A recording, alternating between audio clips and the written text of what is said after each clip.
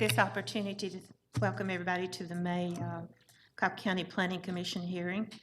At this time, it's our pleasure, usually I'm going to let John explain the procedure, but at the beginning of our hearing, we have the pleasure of always inviting different clergymen from the county to come up and give the invocation. It's our pleasure today to welcome Pastor Leela Waller. She's with the King Chapel A&E in Smyrna. And after she gives the invocation, then Officer Ott would lead us in the Pledge of Allegiance for those who can stand. Good morning. Good morning. Let us pray. Oh God, how we thank you for this day. We first come acknowledging who you are. You are our creator, you are our sustainer. You are the very breath that we breathe. We thank you, oh God, for this opportunity, oh God, to come and to serve on today. And most of all, oh God, we thank you and ask for your blessings for this commissioner. We ask for your blessings continue for this county. We ask for your blessings for our state and for our nation, oh God. Oh God, I ask that you would bless these your men and women who will make decisions, oh God, and let them make decisions that are wise in your sight. God, we just thank you for the opportunity for this day that you have given us, and we will rejoice and be glad in it. It is in the name of Jesus that I pray and we pray, respecting all other faith, but God, it is in the name of Jesus that we pray. Amen. Amen.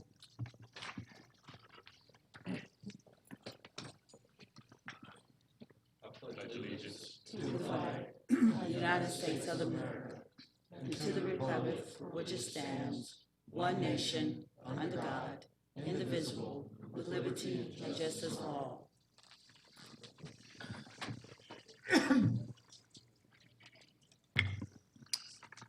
Thank you, Pastor Waller. At this time, first of all, you might notice there's a little change up here. Mike Terry has retired. Thea Powell, Commissioner, has a family emergency, so she's out today. And then we have a new person on the very end down here, and his name is Andy Smith, and he represents Bob Ott's district. So we have some rules and regulations, and it's my pleasure to let John Peterson, he is going to tell you what all the rules and regulations are. John, thank you. Thank you, Madam Chair. Yeah. And congratulations on you becoming chair. Thank you. And to Skip for being vice chair. Today's hearing will be conducted with the following process and procedure. Each case will be called in numerical order. When each case is called, the applicant is requested to stand and signify that they are here so they can be counted. Then we're going to call for any opposition for that particular case. We're going to ask the opposition, please raise your hand so they can be counted for the official record. Then after the counting of the opposition, the applicant and any opposition will be asked to come forward to be sworn in so they can present testimony to the board at the podium at the front of the room. The applicant will testify first, and then the opposition, if any, will testify second. It's important to note that each side only gets 10 minutes to state their case or concerns. There's not a rebuttal process, and there's not a process to reserve your time. So convey all your information to the board within your 10-minute time frame. Additionally, if more than one person wishes to speak, you might want to coordinate with each other about what you're going to talk about, because each side only gets 10 minutes, and you don't want to cover the same information twice. Then after both sides have their 10-minute presentation period, the board will start to discuss the matter at hand. From the discussion, they may ask one or more people to come back to the front for questions or comments. After that, the board will make a decision to either approve, deny, hold, or continue the matter at hand. There are a number of cases on today's printed agenda which have been continued and will not be heard today at all. First case is rezoning case Z8, Lloyd Development Services. That case was continued by the staff until the June 5th, 2018 Planning Commission zoning hearing. So Z8 will not be heard today. Rezoning case Z20 of 2018, Elevation Development Group, LLC. That case was continued by the staff until the June 5th, 2018 Planning Commission zoning hearing. So Z20 will not be heard today. Rezoning case Z21 of 2018, W. Reed Koningsmark. That case was continued by the staff until the June 5th, 2018 Planning Commission zoning hearing. So Z21 will not be heard today. The zoning case Z26 of 2018, Austell Cosmetic Dentistry LLC. That case was continued by the staff until the August 7th, 2018 Planning Commission zoning hearing. So Z26 will not be heard today. I would like to ask the people in today's audience, if you have a cell phone, please turn the volume off. The ringing does interfere with the broadcast and presentation, so if you have a cell phone, please turn it off or mute the volume. Any person wishing to speak before the Board of Commissioners must file a campaign contribution disclosure statement. If within 2 years immediately preceding the filing of a rezoning application, a campaign contribution totaling $250 more was made to a current member of the Board of Commissioners. Additional information about this is located on the table at the back of the room. I want to remind applicants, opposition, and any interested party that information is due to this board the Wednesday prior to the hearing. Any information submitted after the Wednesday due date may or may not be considered by the board at their discretion. And with that, Madam Chair, I'm ready to start the consent agenda.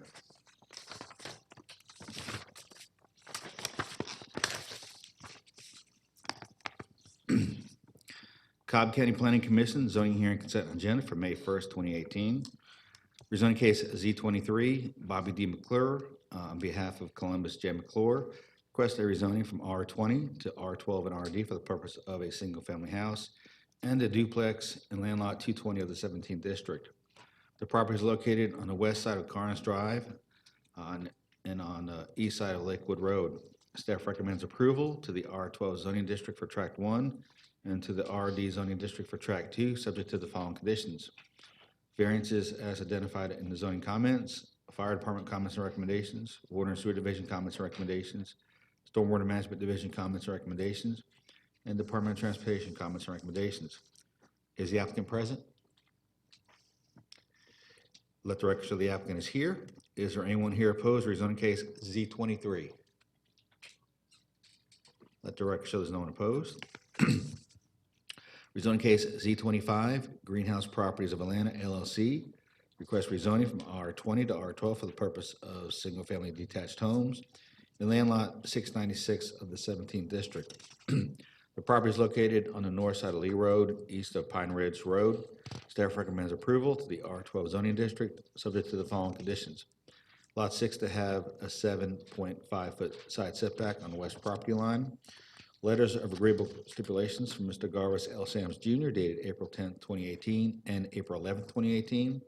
District Commissioner to approve the final driveway location. Variances as identified in the zoning division comments. Water and Sewer Division comments and recommendations. Stormwater Management Division comments and recommendations. And Department of Transportation comments and recommendations. The applicant is present. Is there anyone here opposed to rezoning case Z25? Let the record show no one opposed. Rezoning case Z27, Walton Communities LLC, request rezoning from OMR to RSL for the purpose of an expansion of an existing attached residential senior living community in land lot 581 of the 16th district. The property is located on the easterly side of Interstate 575, westerly of Chastain Meadows Parkway, and on the northerly side of Roberts Trail. The staff recommends approval to the RSL zoning district, subject to the following conditions. Site plan received by the zoning division on February 1st, 2018, with the district commissioner approving minor modifications. Variances in the zoning division comments, Water and Sewer Division comments and recommendations, Stormwater Management Division comments and recommendations, and Department of Transportation comments and recommendations. The applicant is present. Is there anyone here opposed to rezoning case Z27? Let the record show there's no one opposed.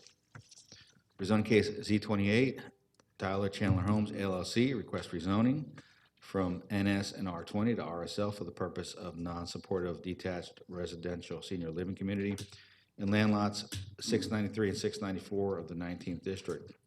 The property is located on the northwesterly side of Powder Springs Road, northeasterly of Horseshoe Bend Road, and on the north side of Applewood Drive and Cedar Mill Court. The applicant recommends approval, the staff recommends approval to the RSL zoning district, subject to the following conditions. Letter of stipulations from Mr. Kevin Moore dated April 25th, 2018. Fire Department comments and recommendations, Water and Sewer Division comments and recommendations, Stormwater Management Division comments and recommendations, Department of Transportation comments and recommendations, and site plan revised February 1st, 2018, with the District Commissioner approving minor modifications. The applicant is present. Is there anyone here opposed to rezoning case Z28? The record shows one person opposed. So we'll pull that off consent, Madam Chair, and we'll let the applicant and the person in opposition meet outside for a few minutes.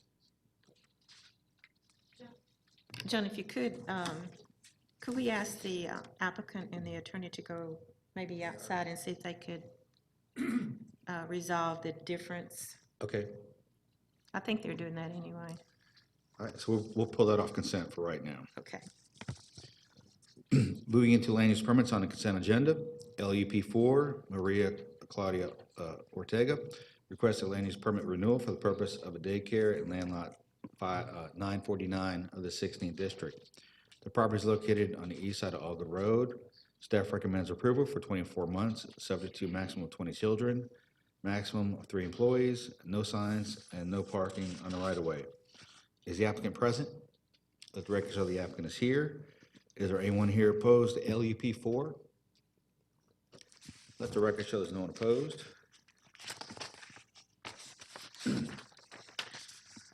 LUP 5, Dathan Johnson and Marie Johnson request a land use permit renewal for the purpose of a pet dealer in land lots 769 and 770 of the 19th district. The property is located on the east side of Shady Side Road, north of Hurt Road. Staff recommends approval for 24 months, subject to a maximum of 1 customer per week on site, maximum of 15 dogs on the property, maximum of 3 litters per year, and Stormwater Management Division comments and recommendations. Is the applicant present? Let the record show the applicant is here. Is there anyone here opposed to LUP 5? Let the record show there's no one opposed.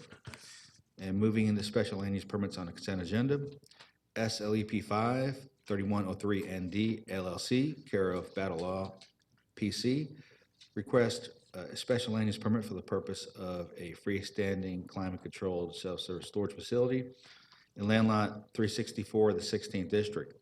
The property is located on the west end of Barrett Corners Drive, west of Vaughn Road. Staff recommends approval, subject to the following conditions. Letter of stipulations from Michelle Battle dated April 24, 2018.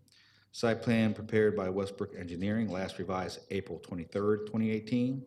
District Commissioner to approve the final architecture.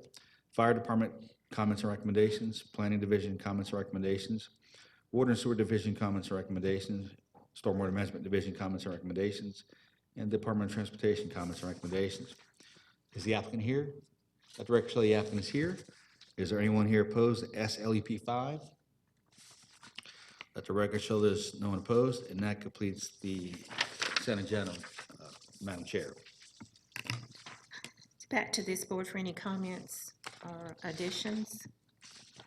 Then we would entertain a motion. I'll make a motion that we recommend approval of the consent agenda as read into the record.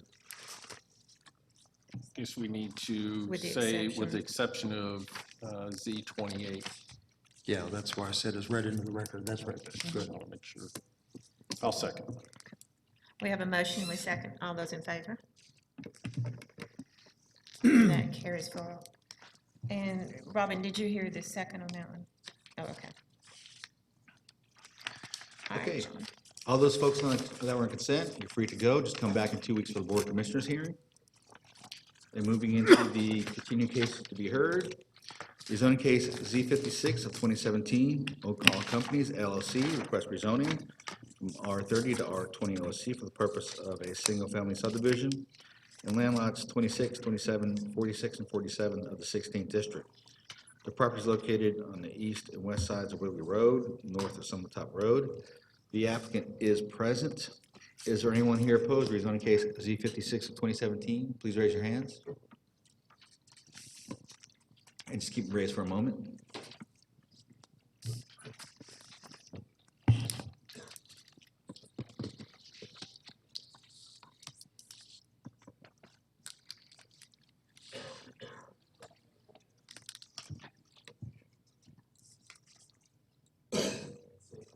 Let the record show there are 6 people here in opposition. All those wishing to address the board, please come forward to be sworn in.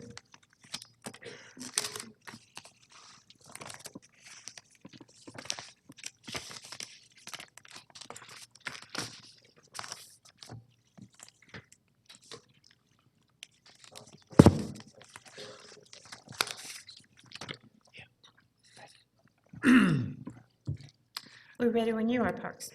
Madam Chair, Commissioners, for the record, my name is Parks Huff of the law firm of Sams, Larkin, Huff and Balley, and I represent Oakall Companies in relation to this rezoning application. This case has been pending for quite a while, and I want to explain a little bit why it's been pending for a while. First thing is it's a 96-acre tract, which is a large tract. It's on the very north part of Cobb County, right up against Cherokee County. And it's part of the Wigley estate. And obviously, they've been there for a while. When you got a road named after you, you have been there for a while.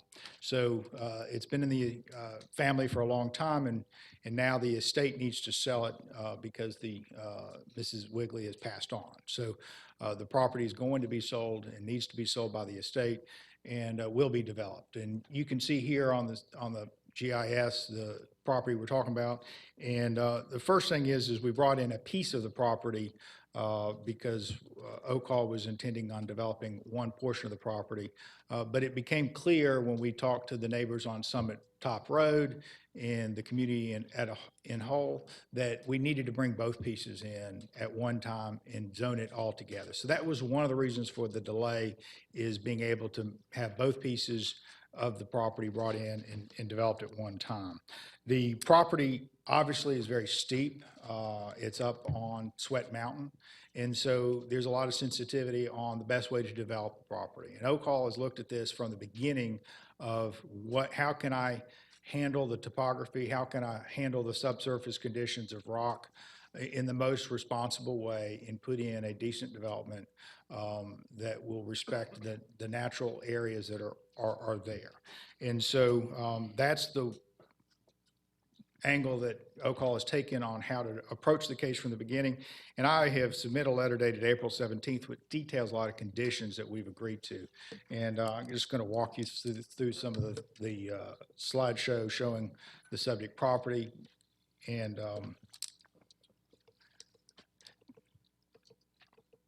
the property is very low density residential, and you know, we are asking for 92 units on 96 acres, so it's less than 1 unit per acre. So it is in compliance with the land use plan, which I know is one of the first things y'all look at.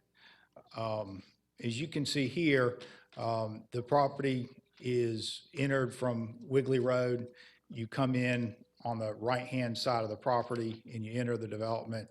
And the concept is to follow the grade, follow the hills as it best lays out, and shorten the lots up, bring the homes closer to the street, preserve as much open space as you can, stay off the steep slopes, and have large contiguous natural areas preserved. And so that's what this site plan does. It also creates some buffers adjacent to the property owners to the south. And we have had continued dialogue with the residents on Wigley Road, just south of our development, just south of our entrance. And we ask that you add a condition that's not in the stipulation letter because it's based upon dialogue, is 40-foot undisturbed buffer directly adjacent to all the property owners on the south side of our property along our entrance at Wigley Road. So you can see here how using the open space community layout achieves the goal of limiting grading and keeping open space in a nice fashion. This is our proposed entrance and how you would entrance from Wigley Road. And we plan to have a lot of landscaping buffering there in addition to the undisturbed buffer that I just mentioned. The homes are very nice homes that you would expect in this area. And the builder is very excited to come into this area. And by having the homes closer to the street, we can limit the grading and limit the impact on the property. The amount of open space that on the site plan is 45%. We've got the in addition to the 40-foot buffer, we have a 50-foot buffer adjacent to the other properties. The homes are 3,000 to 4,000 square feet with a minimum of 2-car garage. 20 feet between homes, that says 15, but we have agreed to 20 feet between homes. And all mandatory homeowners association. And very important, there is a detention pond on the southern portion of the property.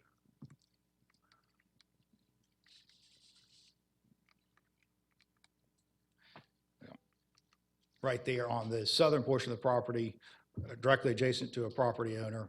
And if it was developed under straight up R30, there would be no conditions. What we're going to do is slide that detention pond northward, buffer it with berming rather than a concrete wall. And so that is very important to that neighbor, and we will be doing that. So we ask that you look at the case, that it is in compliance with the land use plan, that 92 homes on 96 acres is a very reasonable development, is consistent with land use plan, and that we ask that you recommend approval of this OSC as in recognizing the OSC is the best way to develop the property. I do want, and I know that we've got some people here in opposition, and I think there's some general concern about traffic in the area and concerns about things like that. One of the things I want you to remember is that this family was here before everybody else was here. And now, because of a death, they have to sell their property, and they need to be treated respectfully. And this is a reasonable and a responsible development using the best layout that you can and the best way to use the OSC ordinance. So I ask that you recommend approval of this, subject to my letter dated April 17th. And I am here to answer any questions that you may have.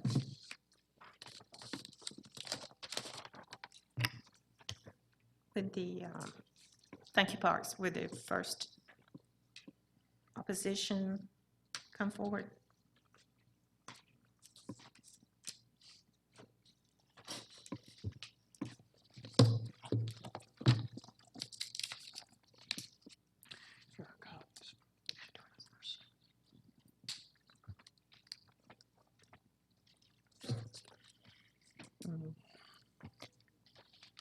You can start. Good morning. My name is Andrew Desmond. I'm here today as owner of adjoining property to address concerns with the proposed development. Collectively, Renee Maffa and PFS Group LLC, which I manage, own 3 houses at 2701 Jamerson, 2705 Jamerson, and 2709 Jamerson. These houses were built in the 1960s and 70s on 5.6 acres that adjoin the subject property to the southwest. If I could have the next slide, please. So our property is shown in the parallel lines, whereas the to-be-developed property is to our right. We are completely landlocked. Our only access to our property is across a very narrow and very steep easement that was developed in 1961 and platted in the county records. We would like to redevelop our tract in order to access county sewer and county water. Under the current plan, if we could advance 2 slides, please. Under the current plan, the road will dead end just before reaching our property line, leaving us completely landlocked. We have approached the developer. We have approached county staff. We would like to speak with fire and EMS because these are very real concerns. At this elevation, lightning strikes are not only frequent, they happen. We had one last year. At our elevation, there are also high winds. It's a real risk, and we really need emergency services to be able to access our land.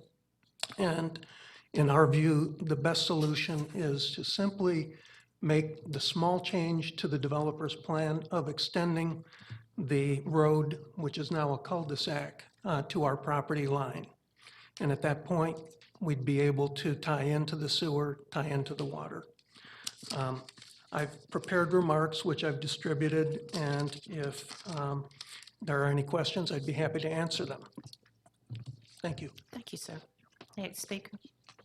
Good morning. My name is Garth Bachnick. I'm a resident at the Summit at Sweat Mountain, which abuts the property that's being discussed. And I'm here as a representative of the neighborhood to essentially highlight our concerns about this development. There are many concerns that we have. Impact on schools of this density, 92 homes, impact on county services, of course, environment, water quality.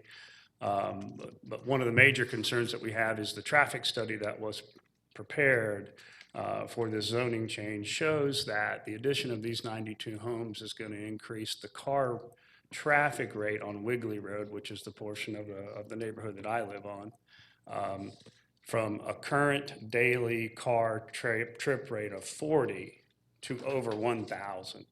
And it's also going to increase our wait time to get onto Jamerson from Wiggly Road in the morning, peak traffic time, from somewhere in the realm of 10 to 15 seconds to a minute and 6 seconds. So we find that level of traffic impact to be distasteful, to say the least. And as traffic is directly proportional to the number of homes that are going to be developed, we think that the solution to this is to limit the number of houses. We think an R30 development would do that. There's only a certain amount of this land that is developable. Topography prevents otherwise, and we request that it stay R30. Thank you. Next speaker. My name's Dave Evans. I live at 4800 Wiggly. We are 3 lots down from the entrance to the development there, and you can see on the GIS map the 2 ponds in there. And that is one of the biggest concerns that I have with the current density proposed going in here. About 40% of the water on that property comes down and flows into the 2 ponds. Those ponds were there when we bought the property. The way that they're designed, they have a drain on them, but the drain pipe is a 10-inch pipe. It can't handle much water coming out of it. It can handle the current flow as it exists today. So the concern is when you're putting these 92 homes in, the water coming off these houses, the driveways, the streets coming in that'll be going into this detention pond, not only could overwhelm our property and property next door, going into the Penley's property next door to us, overwhelm our earthen dam as it exceeds the volume that 10-inch pipe can handle. But also on the flip side of that, I don't want to see the water stop either. If they're putting the detention pond in and that flow stops, the ponds are stocked, my kids fish in them. It's one of the pleasures of our property. So the stormwater is a huge concern coming off of that property onto our property. The second, just to follow up with Garth, was the traffic and the amounts coming down that are proposed to come off of that property at over 1,000 trips a day. The speeds on that street, it's a downhill flowing street. The speeds can be very excessive. My kids come out, turn their bikes around at the end of the driveway. So something to be included in slowing the cars down, whether we can have some speed humps, a stop sign, a combination of both, but the speeds are a huge concern with the folks coming down out of that property. Thank you. Thank you. Next speaker. Hello. No. I'm Tony Lacy, and I own 6 1/4 acres at the top of Summit Top Road. Phase 2 comes to the corner of my lot. And I am concerned with the topography. Looking at the design, it's all level, and I don't know if there's been a proper topography study. You can't see that just looking at a flat piece of land.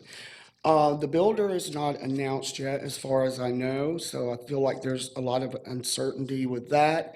And the plans that they show, the elevations are side entry garages, and with it 15 to 20 feet apart, I don't see how you could have side entry garages.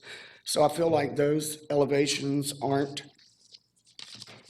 proper for what will be put there, especially if there's 15 feet between the homes. They said there would be 20 feet, but it still says 15 feet up there.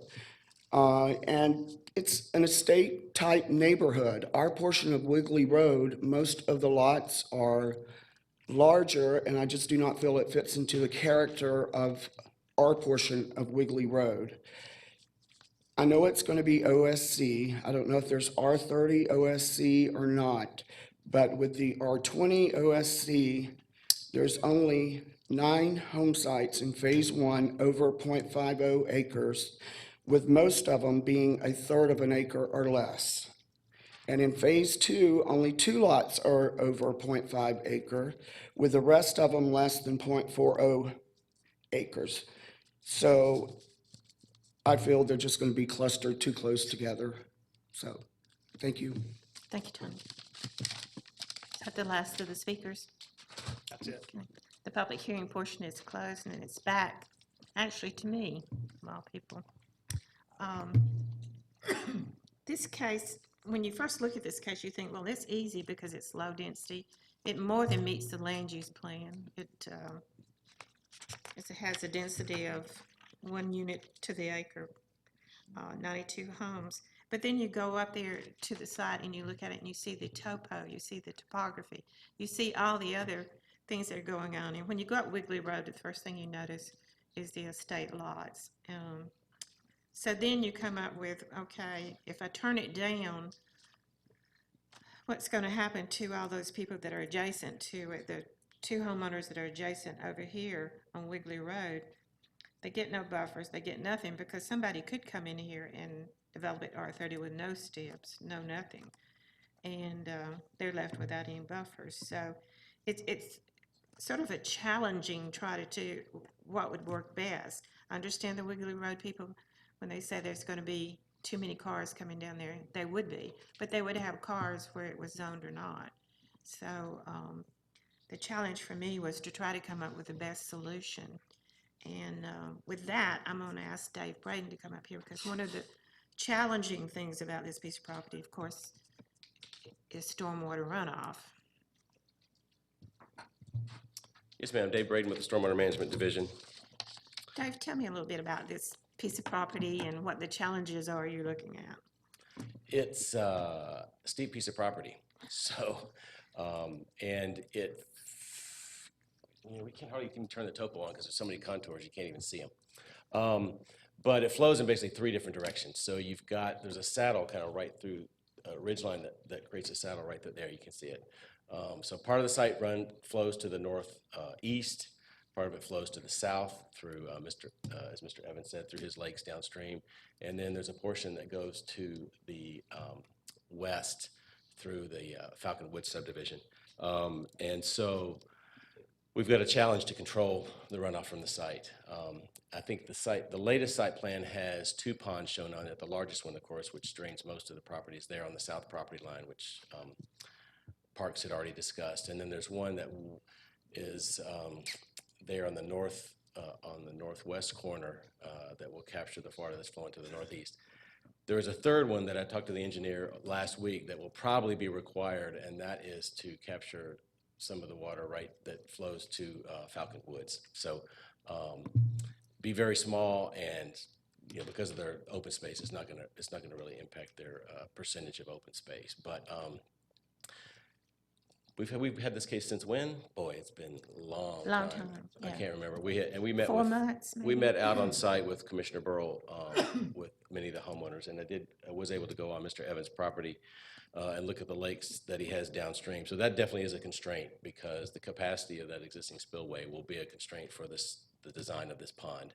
And my comments do reflect the fact that they will need to do a pre and post sediment survey on that pond. They're located very closely downstream, as well as they'll have to do routings through those ponds to make sure that the site design for this one will not impact the peak elevations in those lakes as well. So we do require those downstream studies for all developments, but in these they'll be a little more detailed. So given the nature of the topo on it, the water coming down, then it stands to reason that you'd want as many buffers as you could get, or larger open Buffers are space.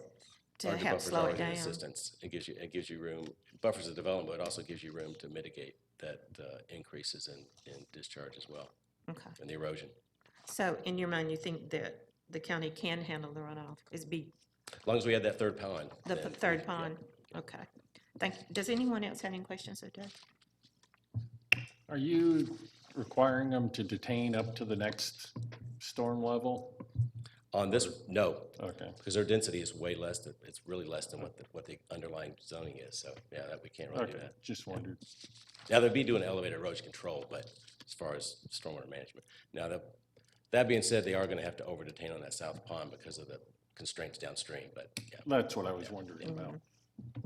Okay, All right, thank you, Doug. thanks. Then the next person I want up here, Ashley, if you could come up here with DOT. Ashley Fight with the Department of Transportation. Thank you, Ashley. Ashley met on the site too, and Ashley, I think you know the question when I asked about the traffic study and about the individual who lives back behind there who potentially needs access to that piece of property.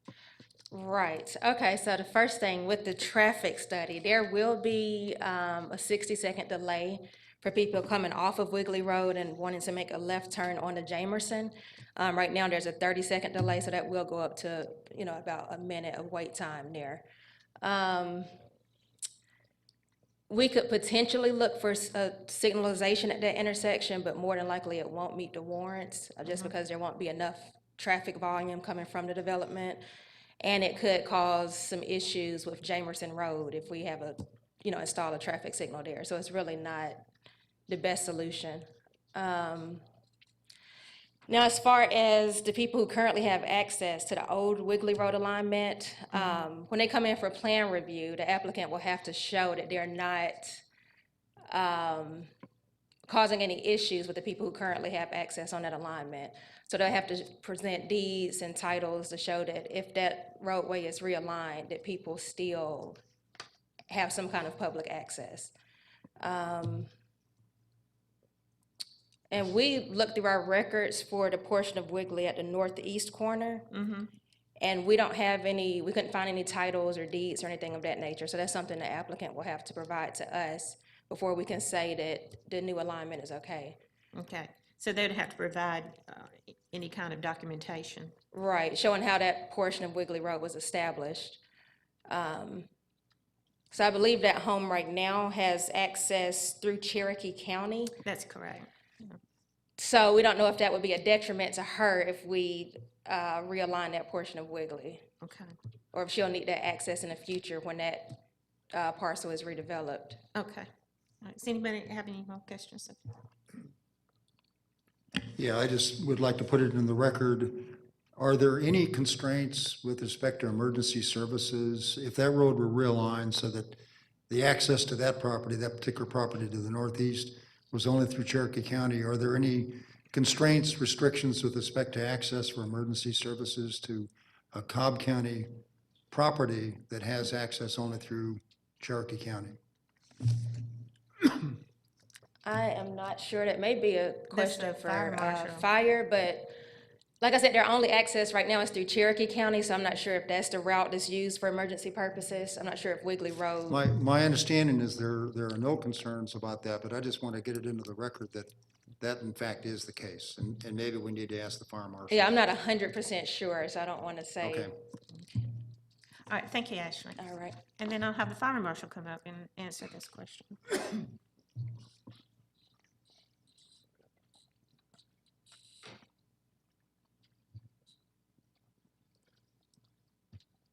Oh, Josh Davis with Cobb County Fire.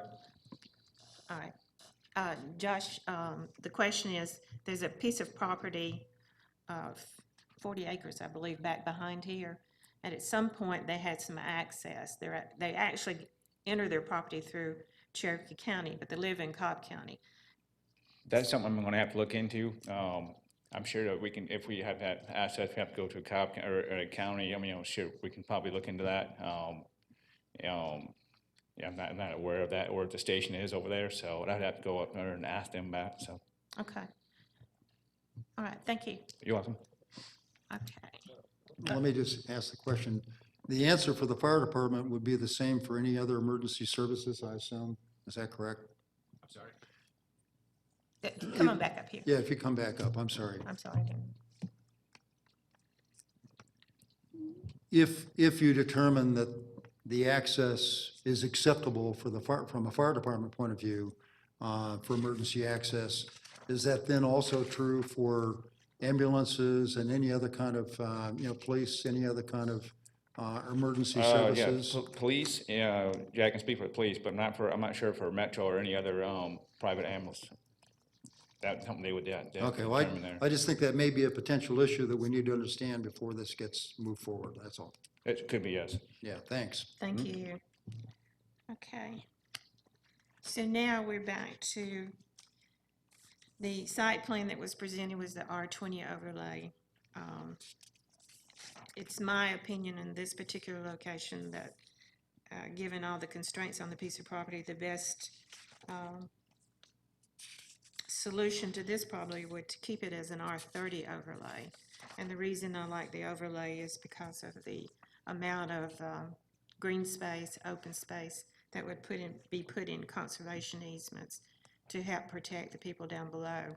I also think that DOT is gonna, we need to get with DOT about perhaps providing a three-way stop there where Summit comes down, three-way stop sign, perhaps would slow down some of the traffic. We've heard from Stormwater that with that third detention pond, it's going to slow down the traffic coming, the water coming down through there. So, and they're going to have to do a pre-study on the ponds before the development. But there's a lot of issues still out here that we have no answer right now. And that one of the issues is the access to the gentleman's piece of property behind there. And those issues can't be resolved today. So, given all the things that we don't have answered, it would be my position that we hold this until the July meeting, because I think the homeowners are entitled to get with the developer. He has given them enhanced, especially the ones that live right adjacent to where the detention ponds, enhanced buffers, input from those neighbors. And I think it would be better to hold it where they all can get together and discuss these issues, increasing the lot. They've already agreed to do 20 feet setback between, and I think the lot sizes when you do an R30 come up anyway. So it would be my position that I would like to continue this until the July zoning hearing. Is any discussion or? I have Anybody have just any a comment? little bit. Okay. There is a road that comes very close to, a new road that comes very close to this property. I don't know with topo if it makes any sense or not, but it would probably be nice to see at least a stubbed road to this property so that if it gets developed in the future,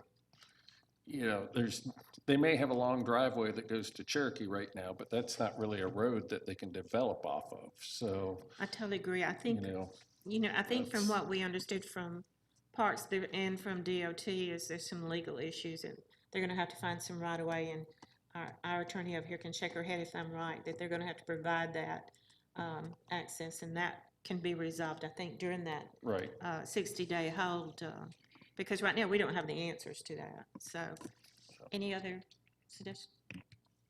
Yeah, I just, I assume that as part of holding that Parkshoff and the applicant would also talk to Andrew Desmond with respect to the access that he's asking there and resolve one way or the other, whether that makes any sense or not on Yeah. that southwest corner. Definitely. I think there are a lot of issues out there, and I would encourage, and Parks has already indicated that he's more than willing. The opposition, if you'll raise your hand, have no problem with a hold to July. So they have no problem to the hold to July with Parks meeting with them and resolving some of these issues. So that would be my motion, that we hold it until the July zoning hearing. I'll second that motion with the comment that I can't imagine this parcel being developed any other way other than OSC. Me too. And R30 just seems like it's a no-brainer. It's gonna get developed one way or the other, as you pointed out. Right. And, the density right now is less than what a straight R30 plan would probably yield. R30 OSC is gonna be presumably even maybe less than what the current plan is. And, that's going to generate traffic, but it's going to be less than it otherwise would have been. So I just think it's a no-brainer. So I second. Thank you. So we have a motion and a second. All those in favor? Of the 60-day hold? That is approved 4-0.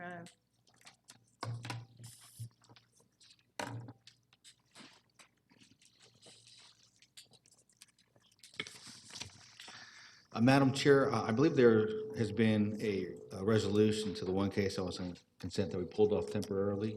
Okay. So if it's okay with the board, I'm going to read it back in, and then Mr. Moore is going to present some more information about it. Oh, okay. All Rezoning right. case Z28, Tyler Chandler Homes LLC, request rezoning from NS and R20 to RSL for the purpose of a non-supportive detached residential senior living community in land lots 693 and 694 of the 19th district. The property is located on the northwesterly side of Powder Springs Road, northeasterly side of Horseshoe Bend Road, on the north side of Applewood Drive and Cedar Mill Court. Staff recommends approval to the RSL zoning district, subject to the following conditions. Letter of stipulations from Mr. Kevin Moore dated April 25th, 2018. Fire Department comments and recommendations, Water and Sewer Division comments and recommendations, Stormwater Management Division comments and recommendations, Department of Transportation comments and recommendations, and site plan revised February 1st, 2018 with the District Commissioner approving minor modifications. Mr. Moore? Thank you, Mr. Peterson. Just a brief announcement. I was able to speak with Ms. Powell, and we had a great discussion. From our discussion, this can stay on consent. She's comfortable with where we are and the answers to the questions. She's also here. She has 2 neighbors that couldn't be here, so I made a commitment to her and have their information. I'll set up a meeting. I'll meet with them and get them comfortable on those issues between now and the Board of Commissioners. But for now, I think this would stay on consent. She can nod or wave if she's good. Yes. Yeah, she's right. And I'll follow up with them in the interim right away and make sure their issues are handled and comfortable. All right, thank you, Kevin. Thank you. It's back to the board, and I believe this is in Cobb's district. Okay. Couple items. We do have a updated site plan from the one that was read in, and it was submitted on April 25th, along with the stipulation letter of that date. So I want to correct that. And then there were 2 additional stipulations. One is all garages to be used primarily for the parking of vehicles with only incidental storage that does not interfere with the parking of vehicles. And then the renderings attached to the stipulation letter are representative only of the basic style of the homes, but are not approved elevations. District Commissioner to approve all elevations. With that, I'll make a motion, we add it back to the consent agenda Do as you have a modified. second? I will second that with those corrections. So we have a motion and a second by Skip to add this back to consent agenda. All those in favor? Thank you. That carries. Thank you. Kevin. John, what's our next case? Okay. Rezoning case Z3, Punky Poo LLC, request rezoning from R20 to FST for the purpose of fee simple townhouses and land lot 37 of the 17th district. The property is located on the west side of Mapleton Parkway, south of Glore Circle, and on the east side of Glore Circle. Is the applicant present? Present. Let the record show the applicant is here. Is there anyone here opposed to rezoning case Z3? Let the record show there's 1 person opposed. All those wishing to address the board, please come forward to be sworn in.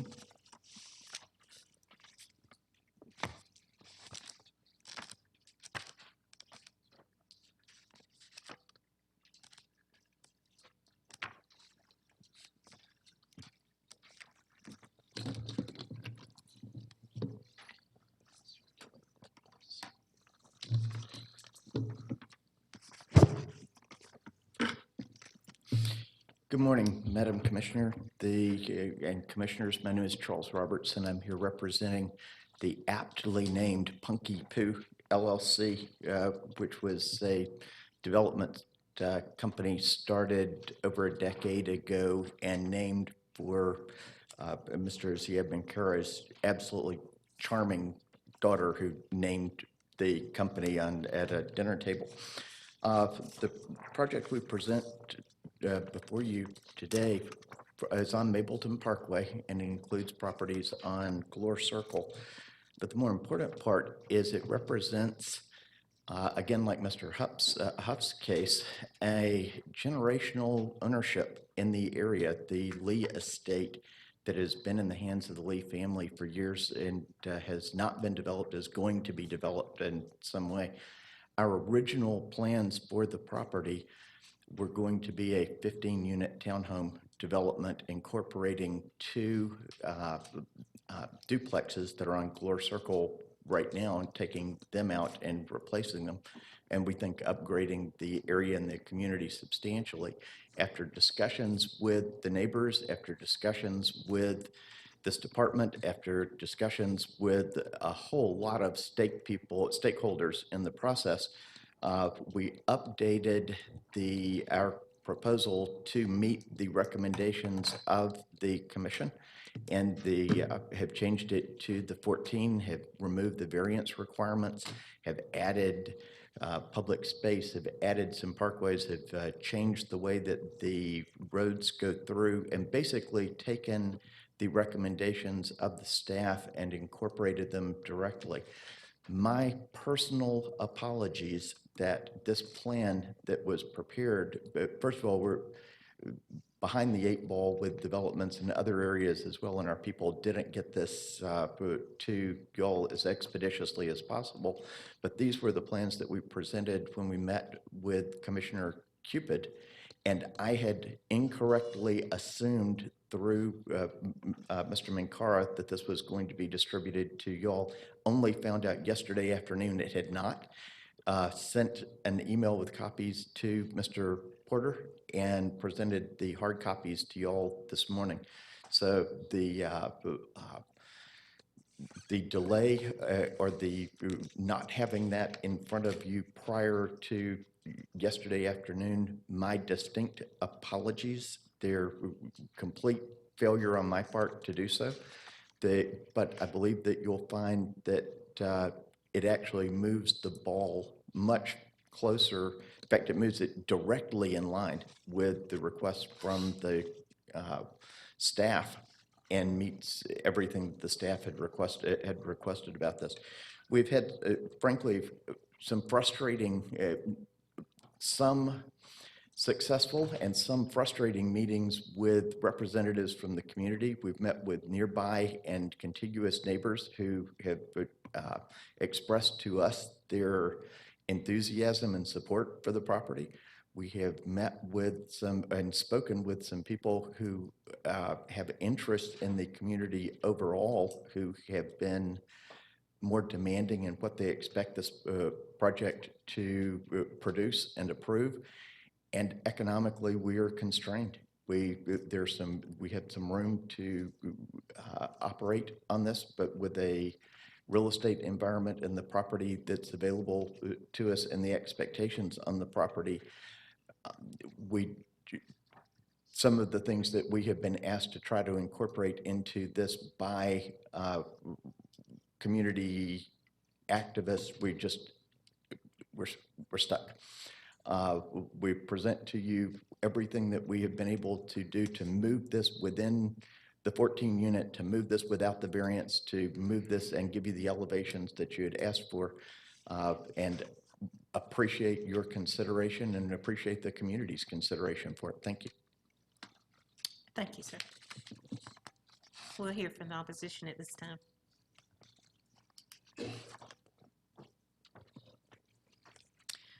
Good morning. My name is Robin Meyer. I'm the chairman of the board of the Mapleton Improvement Coalition. And you have from me a letter written some time ago stating our opposition to this development. And that was based on the original application and not on these revised site plan or these revised drawings, which we received as well last night. We were in a meeting about a month ago in which these plans were presented to the community. Mr. Porter was there, Commissioner Cupid was there.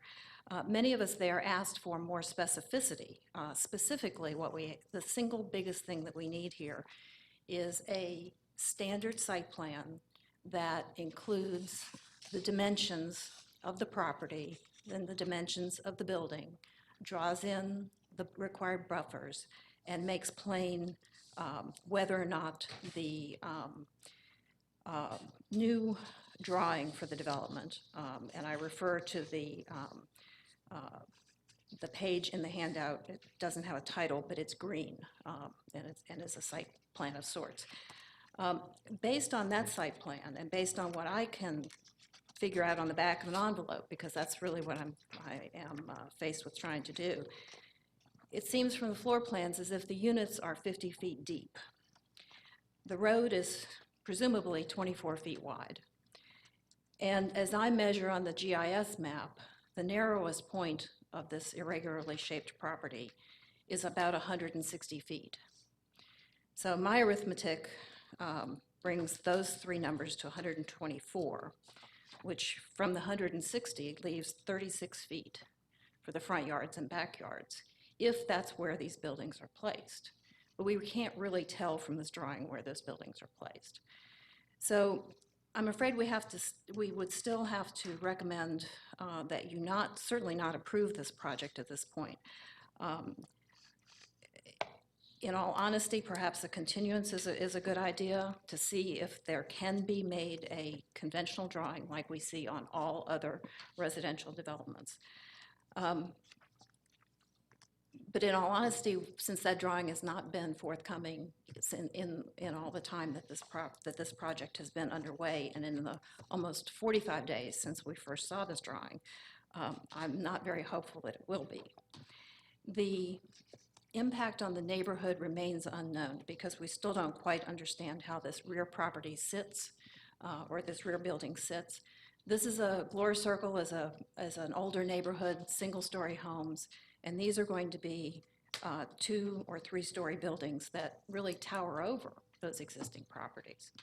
I had an email from Mr. Cases this morning, the leader of the opposition in the neighborhood, who has a petition with 39 signatures in opposition to the original plan. He's not here this morning. His neighbors are not here this morning because we honestly didn't know if this case was going to be heard. There has been so much confusion and so much lack of communication that it was just not possible for people to make sudden plans to be here. The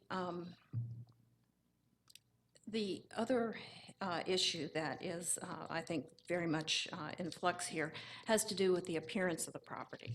We do have some drawings that show us what the current plan is. They're very minimal as far as architecture is concerned. This is a property that is going to be very, very visible. It's the 3rd or 4th parcel down from Veterans Memorial. It's in the Mableton Town Center area. It actually physically sits next to a Cobb County Fire Station, which is going to be rebuilt across the street. So the northern edge of this townhome development will be something else in a few years. The southern edge of the townhome of this property is zoned for a commercial shopping center. When the case first came in, the GIS map was marked incorrectly, and it still showed as an obsolete NS zoning and R20. So it's hard to understand how this very small residential development will be successful in such a almost certain to be commercial area. These townhouses that front on Mableton Parkway will not have residential neighbors. That just won't happen. So the question really becomes how to develop this property in a way that is fair to the owner. We certainly understand that the property needs to be sold. The home on Mableton Parkway is in desperate condition and has been empty and abandoned for many years. The duplexes on Glory Circle are in terrible condition and need to be renovated or otherwise put in a different situation. So we too would like to see progress forward on this property. But at this point, we cannot recommend that this is the application at this stage that would create that progress and that step forward for our community. So we would ask you to, at a minimum, delay consideration of this project until we have more information, until we understand exactly how this fits on the property and in the neighborhood, or if it seems better to you to deny this application or recommend denial. Thank you. Thank you, Robin. The public hearing portion is closed, and it's back to this board, and I believe this is Commissioner Porter's. Just that. Oh, yeah. When we get through with this case, then we will take a break. Okay. In analyzing this case, it came in with one product. It has changed, so they have done some things to address it.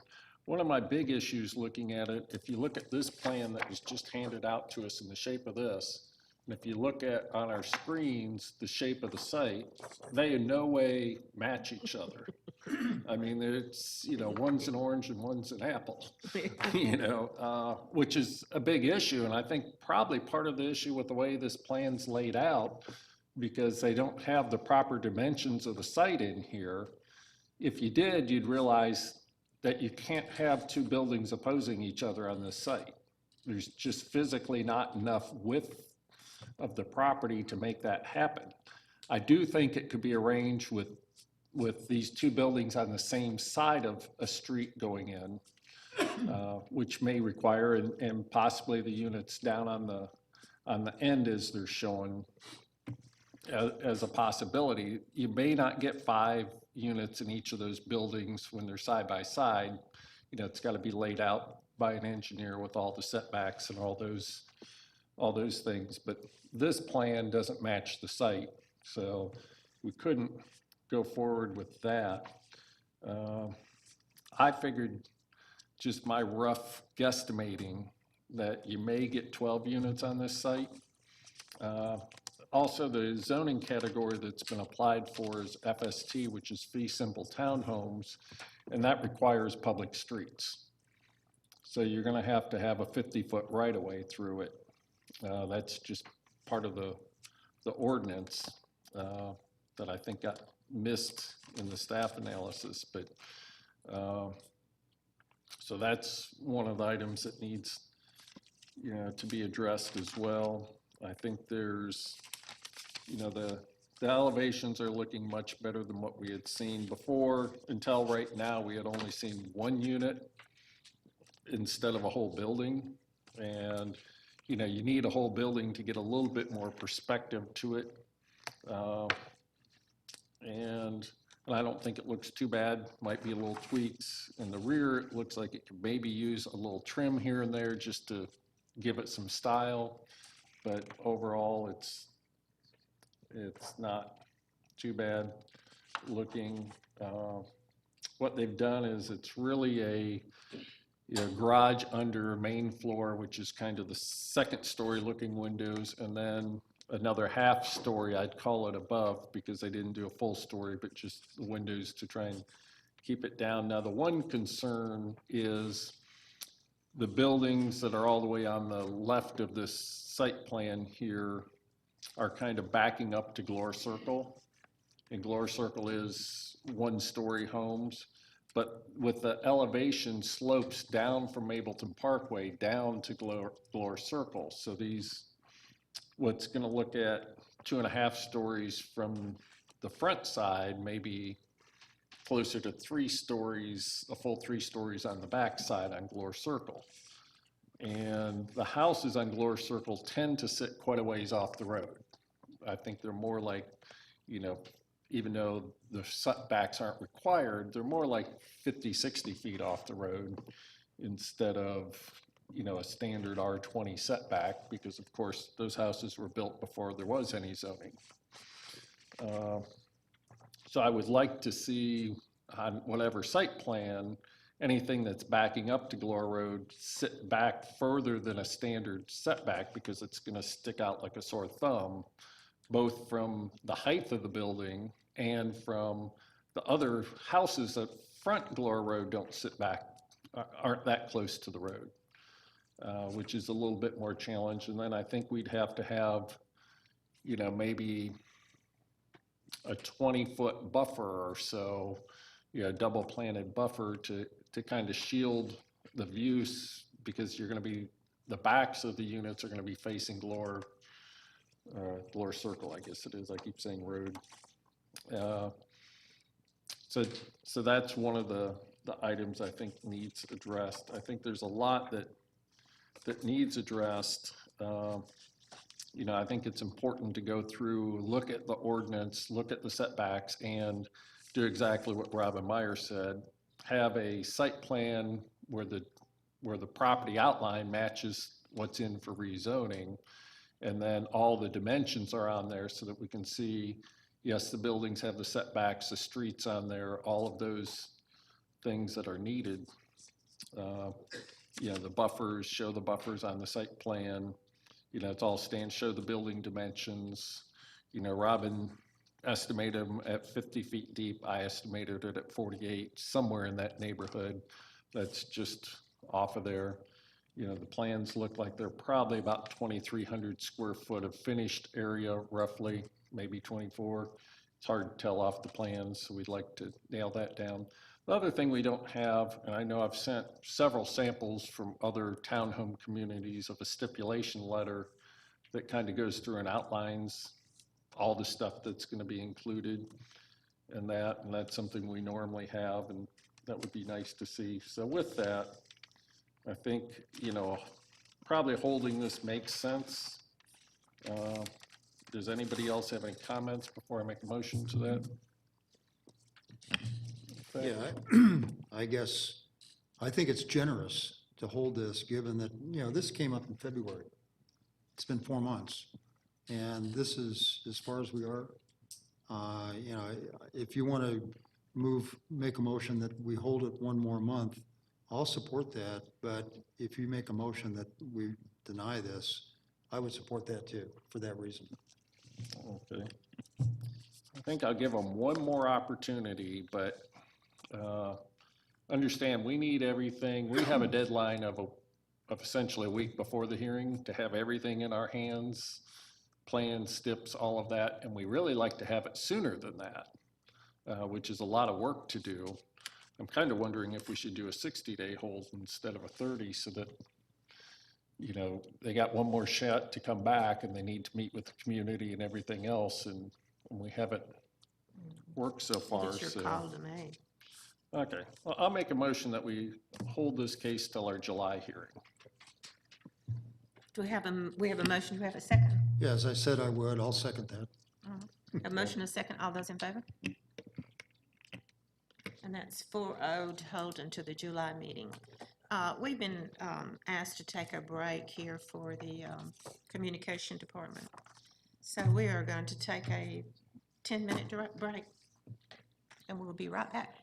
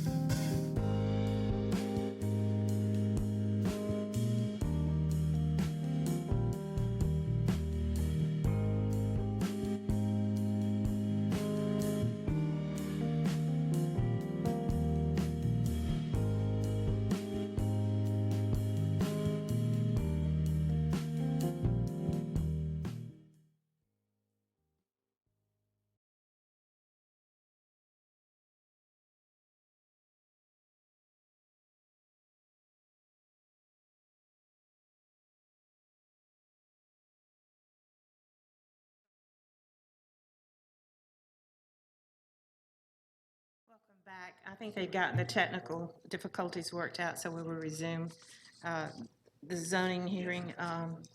John, what's our next case? Yes, ma'am. Rezoning case Z11, Aziz Farista, request rezoning from R20 to CRC for the purpose of retail or office in land lot 1296 of the 19th District. Property is located on the southwest corner of Veterans Memorial Highway and Old Bankhead Highway.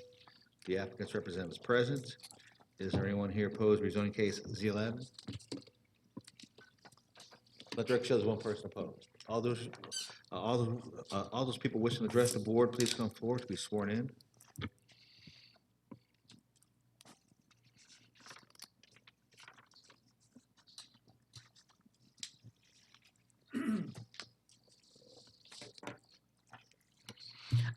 Good morning. For the record, my name is Parks Huff of the law firm of Sam's Larkin Huff and Valley, and I represent Aziz Farista in regards to this rezoning application.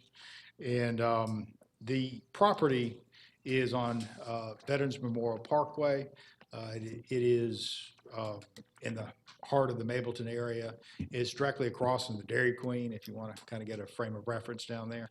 And the other frame of reference is this used to be the Bankhead Medical Clinic. The doctor that operated it retired, I think, about 10 years ago when he was 95, I believe.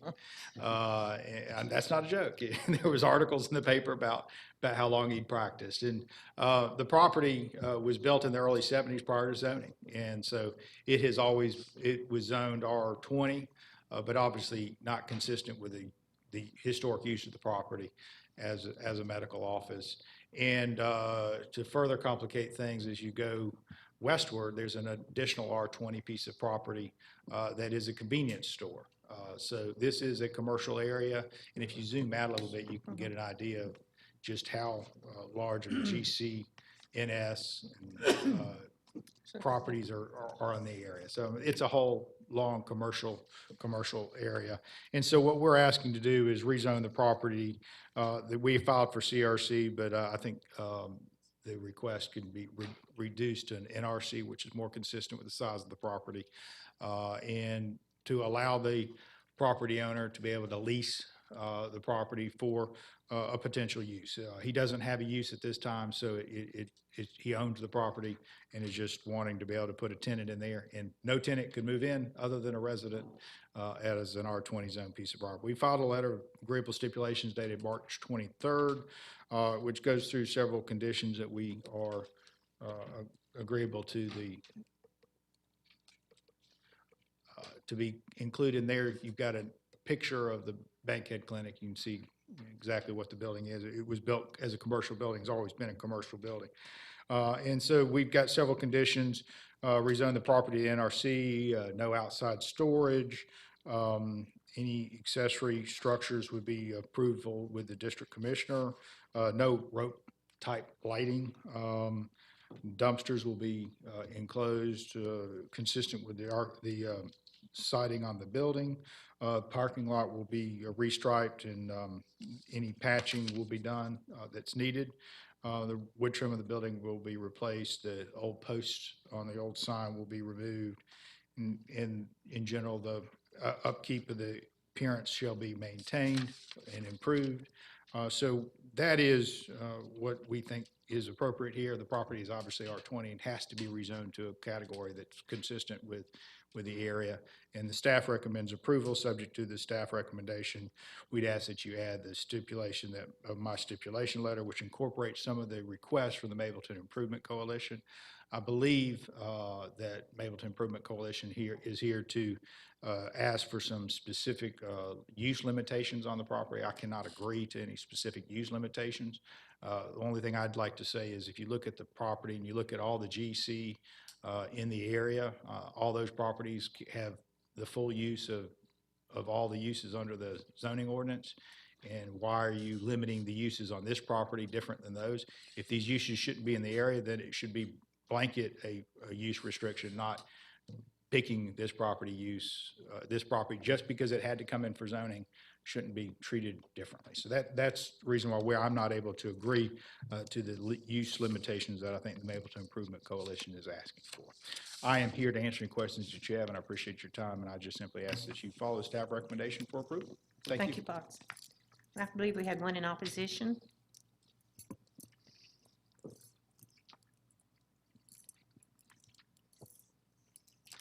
Thank you. My name is Robin Meyer, and I'm the chairman of the Mapleton Improvement Coalition. And yes, indeed, Mr. Parks is correct. I'm here, among other things, to talk about use limitations. I think that the use limitations on this property are appropriate for a couple of reasons.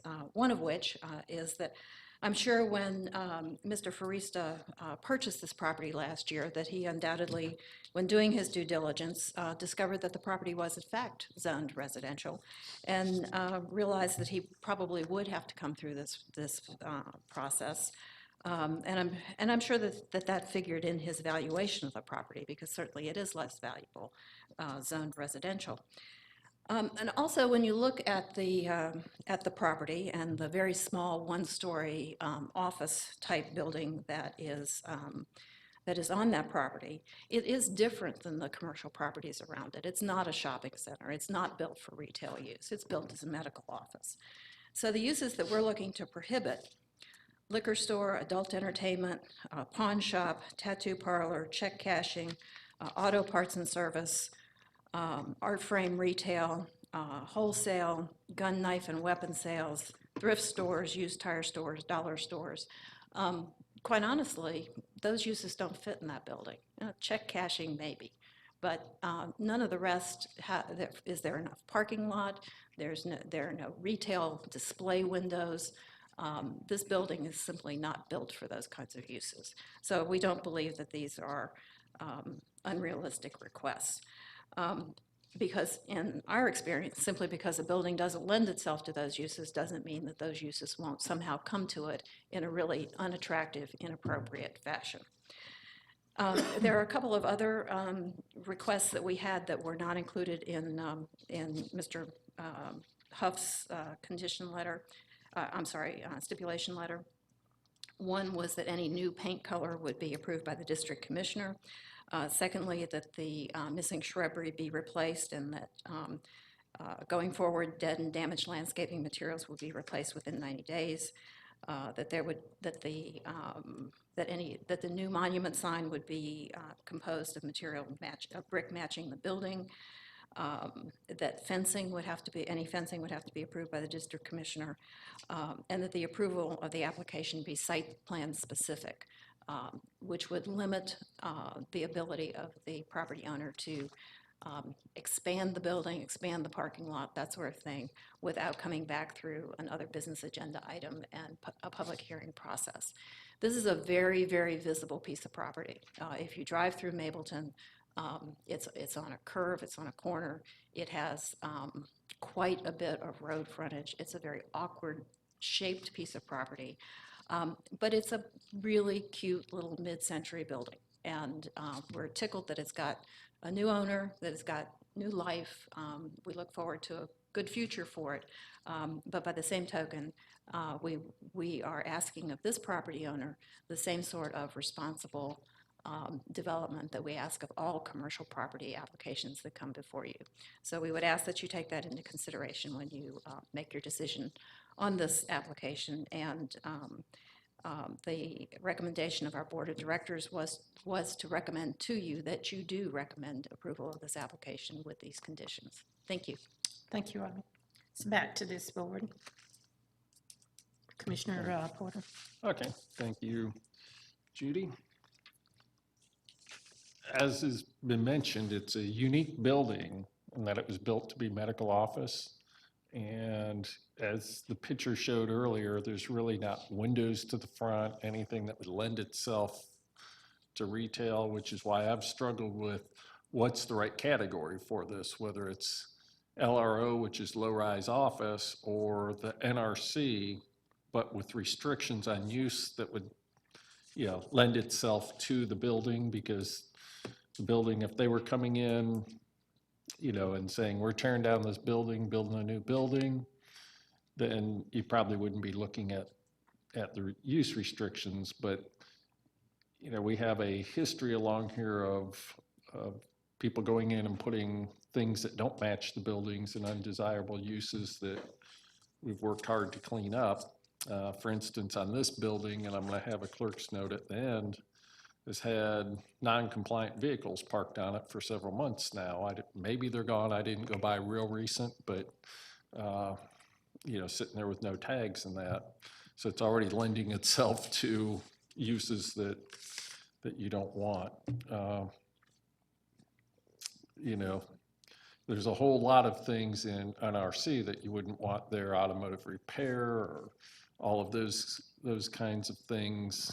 I kind of narrowed it down to, if it was to go NRC, banks and financial institutions, you could use their neighborhood retail uses with some limitations, nursery, school, or daycare, which I think the building may be well suited for, or professional offices. But I do agree with Robin that, putting a liquor store in there, which was one of the uses that I think was thought of for the property at one point, makes no sense with that kind of parking arrangement and just the way the building is. And it's not really a full retail building. Obviously, NRC wouldn't even allow adult entertainment, but, that's one of the ones. Pawn shops and title pawns, lend itself to issues, check cashing and that. So I think there's a whole lot of items there that kind of makes sense to limit some of the uses. NRC gives them a little bit more options than just office. So I think, unless there's some comments, maybe I'll go that direction. Yeah. Anyone else have any comments? Yeah, excuse me. I would just add that I understand what Park said, that none of the rest of these properties have limitations on their use. But I note that a lot of those properties are GC, which means at some point they're going to come in for rezoning, and which then creates the opportunity for restricting the use. And I know that it's been part and parcel of what you've done down in this whole area is to restrict uses pretty consistently as you work to continue to make improvements. And so I support that.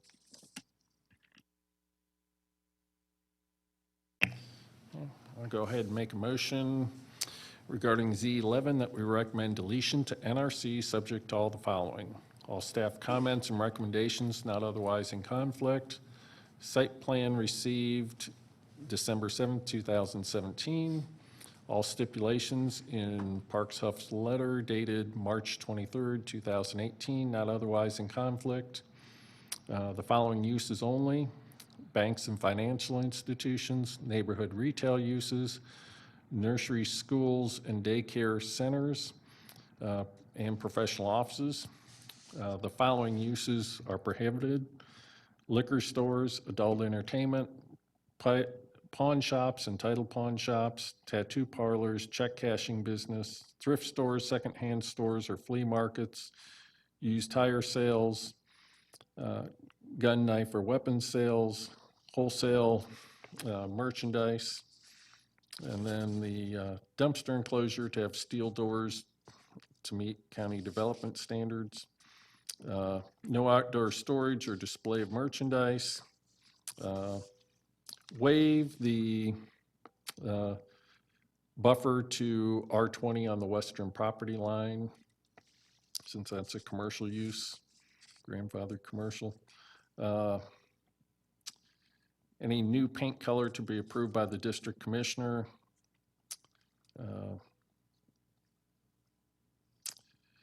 Any monument signs to be approved by the district commissioner. And any dead or deceased landscaping to be replaced within 90 days.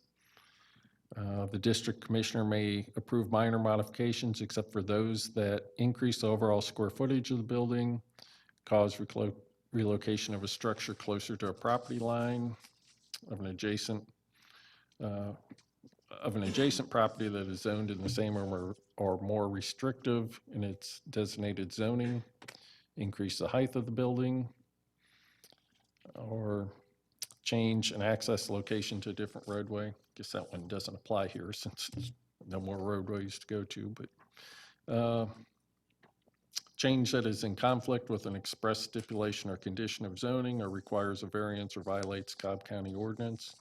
Then I'm going to add a clerk's note to request code enforcement visit the property after the BOC final decision on the case to check for non-compliant vehicles.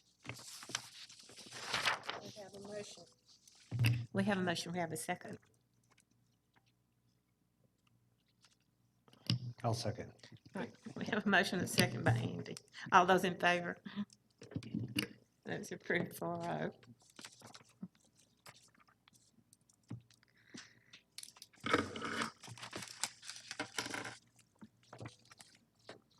And before we move on to the next zoning case, Madam Chair, the applicant is here for lot 3 of 2018, Amanda Stockton, and this is the chicken case. She wishes to withdraw this case. Okay. Would the applicant come forward, please? So, And my understanding is correct, you do want to withdraw this, correct? yes. Okay. Yeah, ma'am, if you would just state your name for the record. Oh, my name is Amanda Stockton. All right. And then tell us what you wish to tell us. I do wish to withdraw the application after hearing from the rest of the community that is, there are many people in the neighborhood who are uncomfortable with that. And so out of consideration for my neighbors, I'd like to withdraw this application. Okay, thank you. And it comes back to the board and it goes to Andy down here, represents your district. Okay. Well, I'd like to make a motion that we withdraw this, that we allow this application to be withdrawn. I think it's a very responsible thing to have talked to all the neighbors and Would reject it. Would- Couldn't you just make a motion to reject it? He could, but she's asking for it to be withdrawn. just withdraw it. I think Just withdraw it. How long are you gonna give her to get rid of the chickens? There aren't any chickens currently, are there? No. No chickens, okay, There Oh, wasn't, okay. it wasn't a compliance issue. doing it the right way. Right. We don't That's get many the of those. admirer. Does it the right way. Sorry? We're talking about, we don't get many that, the chickens are usually there when time we get it, so. Way to go. All right, so we have a motion. Do we have a second? I'll second. I have a second. All those in favor of withdrawal? And that carries 4-0. Thank you. Thank you. Thank you. Okay, moving on. Rezoning case Z24 CK Multifamily Charlotte LLC. Request rezoning from GC to RRC for the purpose of a multifamily residential community in land lots 947 and 948 of the 17th District. The property is located on the northwest side of Acres Mill Road, on the north side of Galleria Lane, and on the south side of Galleria Parkway. The applicant is present. Is there anyone here opposed? Rezoning case Z24? Let the record show there's no one opposed. Okay, Parks. I'm not used to that. We're not either. That's why I kept looking. Good morning. For the record, my name is Park Self with Sam's Larkin Huff and Valley, and I represent Childers Klein in regards to this rezoning application. And quite frankly, the most loud thing that can be said is not anything I say, and the fact that no one is here in opposition. You've had several multifamily projects come forward, and there's always community interest in those, in community concern. And when you have one in the right location with the right dynamic around it, and no one shows up, that's the reason why no one is here, because this is putting a product, a use in the right location. And as I go through the proposal, you'll see exactly what I mean. To begin with, the property is a 4-acre piece. It is in the Galleria complex, and it's sandwiched between Acres Mill and Galleria Parkway, a private road. It is situated within the several million square feet of office development in the Galleria complex. Is directly adjacent to the INPO building, and This whole area has significant office. It's got significant recreation with the Performing Arts Center and all that goes on here. It has pedestrian access across both 41 and 285 to Cumberland Mall and to the Battery. It has all these elements, but what it doesn't have is the one element to make it a true mixed use, and that is adding a residential component. And that's what we're doing here today. The property, I have this slide to show you that it is ironically zone GC, even though when you go look at it, it is not GC uses there. There are very large, tall office buildings in the area. So the property is currently zoned GC, and we are proposing to zone it to RRC. Initially, we had looked at UVC, but RRC fits a lot better. And quite frankly, the whole complex maybe should be RRC like some other master plan developments. This gives you a overhead view, and you can see Acres Mill on the south and Galleria Parkway on the north-hand side. And it's putting this 4-story building with a basement, with a parking deck wrapped in that, and providing 283 residential units. One of the things that I think was very interesting is when Childress Klein looked at this, they sent a survey to some of the businesses in the community and asked them to ask their employees how many have rented and how many would be interested in renting close by. 30% said that they would be interested in renting close by. There's a low estimate of about 5,000 employees in this complex. So before we even break ground, that's 1,500 potential tenants that are here. So it's in the right location. That's the reason why you don't have people here with questions and concerns about it. This is the view from Galleria Parkway that shows that you're creating that pedestrian shed along Galleria Parkway. It is moving the building up slightly closer to Galleria Parkway, which is a private road. It's not a public road. And it creates the pedestrian experience that you expect in this type of urban environment. And you can also see that this is done to scale, and you can see the Info building behind it. So the height of the building is very much in scale and is a step up as you enter the property to higher buildings. This is a view along Acres Mill, and you can see how you've got very nice details, including one of the things that's in the site plan that is not readily apparent is having a pedestrian at that lower corner. That brown is a pedestrian access from the first floor of the building directly out to Acres Mill, because providing that pedestrian access to Acres Mill is important because you have the circulator route. And that's another element that I didn't bring up before, which is extremely important, is that this is right in the heart of where you have your best transportation available, including the circulator, which gets people around in this area. So that you've got the overhead view on the top left of the property looking out, and you have green space along Acres Mill, and you have all the shopping across the road on Acres Mill.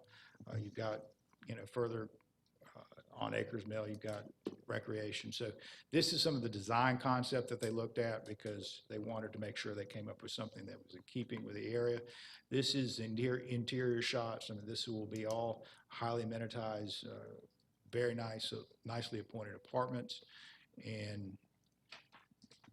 things that we all wish we had in our personal homes are now showing up in the multifamily projects. And that's the reason why multifamily has really taken off the last few years as a truly housing alternative. This gives you, again, an overview of what you've got here. You've got tremendous amount of office space. You've got the circulator route. You've got pedestrian access to both Cumberland area, to the Battery area. This is a project that fits in the area. And again, the most loudest thing that can be said is the fact no one is here to say anything about it. I do want to comment about, traffic is one of the things that always comes forward. And we have a big traffic report this thick that talks about the traffic, and I'll try to sum it up in layman terms. And that is, if you live here and you work there, you're not commuting. You're walking or you're just driving we all know people drive 100 yards to go from one place to the other. So I'm not going to act like they won't drive to work, even if they work just in one of those buildings. But they won't be driving on 41. They'll be just driving internally. If they work off-site, they're going to be leaving when everyone from the office is getting there. So they're kind of, balancing the traffic flow right now. So that, as we always are concerned about traffic, and everybody talks about traffic, this is actually one where the traffic actually is helped by having a residential use this close to where people work and play. So we ask that you approve this application. I've submitted a detailed letter of stipulation dated April 25, which has many conditions that my client is agreeable to becoming part of the approval. And it includes things like the maximum number of units, breaking down the number of units from 1 bedroom, 172 1 bedrooms, 96 2 bedrooms, and no more than 15 or 5% is 3 bedrooms. The architectural style is like with the renderings that I showed you there. The amenities that will be included in the community is also included with some very detailed interior features that lets you know the quality you're getting, but quite frankly, the price point for these will be high when you go to a parking deck type of community. That automatically increases the cost and also the rent of the units. We'll comply with all the staff recommendations of approval, all DOT and all fire requirements, and all the stormwater requirements, including ensuring that we meet water quality on our site. There's a master detention for the whole community, so we won't be detaining on our site, but we will be responsible for water quality. So we ask that you forward this on with a positive recommendation of approval to the Board of Commissioners, and Children's Klein looks to adding this element to make it a true mixed-use community. And I'm glad to answer any questions that you may have regarding this application. Unless you want me to go on. I think John predicted they were going to go after lunch, but if y'all have to drag the cake, I may need to keep going to keep. We heard you were taking us to lunch. No. Thank you. I'm glad to answer any questions that you have. All right, thanks. There was no opposition to this case, so it's back to, I believe this is Andy's. It is my case. And unfortunately, I don't think I have an hour and a half worth of stuff to say about this, but I did want to bring up a very good. That's a good thing. That's a good Well, thing. we want to take this to lunch. Is that what it is? But I did want to address some of the things that came up in our work session. We had some thoughts were expressed about whether the density of this project was appropriate for and in line with other projects like that in the area. And I did do some research into that, and I think that we're actually a little lower than many of the ones that were approved recently. So I've got a list of those at Broadstone, which was at 89 units per acre, and some of the other ones closer in here were at 82 and 86. So I think we're at 70 units per acre. I think that's a pretty good place to be on this. I think there's a lot to like about the project. Really, the only thing I don't particularly like personally is that on-street parking. I'm concerned that as people try to park or pull out during the peak times, that there may be some problems on Gallery Parkway, but I'm sure they're going to address that in the design development phase. I had a few changes I'd like to make to the stipulations. I can just do that in the motion. Is there If any you're other ready to make your discussion? motion, go. Okay.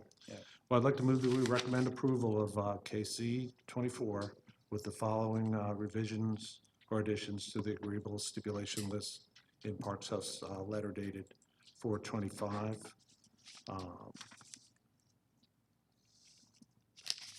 I've indicated the paragraphs in paragraph 7, and unfortunately, it doesn't look like I have these in complete order, but I'd like to just delete everything starting with respect to hydrology, so that paragraph just reads compliance with recommendations from Stormwater Management Division. In paragraph, I'd like to add a paragraph 5A, which would state the parking garages to be fully sprinklered per NFPA 13. That was a comment from the fire department. In the, I guess, introduction to the stipulations, there was some discussion of inconsistency in the zoning code, and I'd like to strike that.